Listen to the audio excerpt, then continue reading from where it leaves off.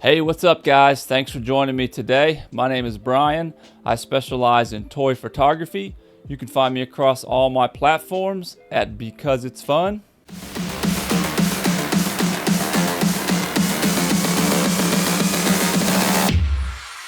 All right guys, let's go ahead and get this started. Today I just want to talk a little bit about this photograph.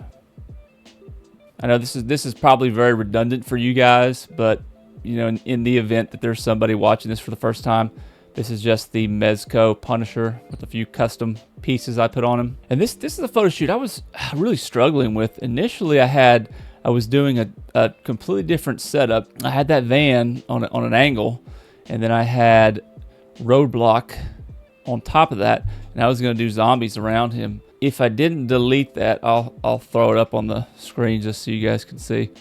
It's not something I ended up posting. I just wasn't happy with the result, and so then I kind of was like, then I decided to go back to the drawing board and switch some pieces up. So I ended up using a broken bridge piece that I built, and pretty much this same setup that I had Roadblock in that shot originally, and I still just wasn't happy with it.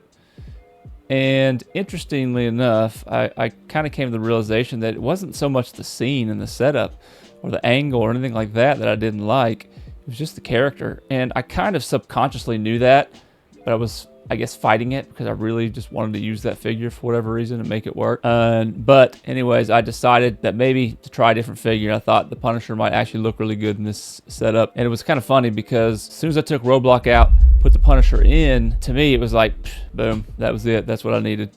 And to be honest, this still isn't one that I was super happy with, but I had already invested so much time in it, and I didn't hate it, you know, so I figured let's just make it work, roll with it, and move along.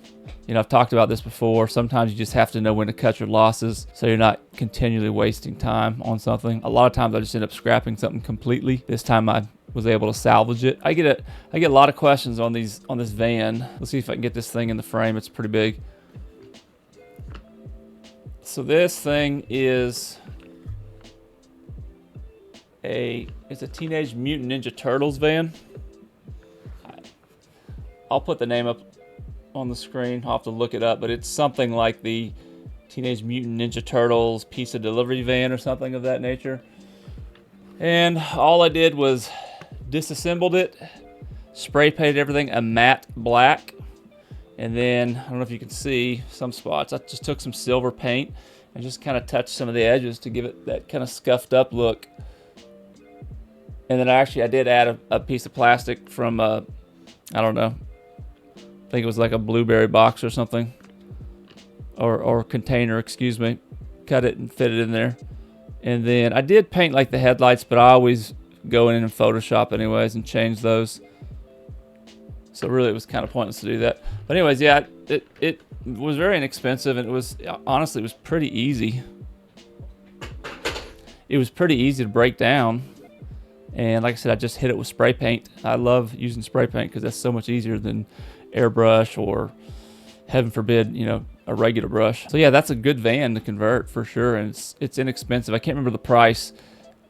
If you look in my description, I have a link in there to my Amazon storefront, and I know in that Amazon storefront I have that turtle van listed. So you're welcome to go check out that link and see what exactly it is and what it costs. So the other piece I used in this was a piece I made myself, this little broken bridge.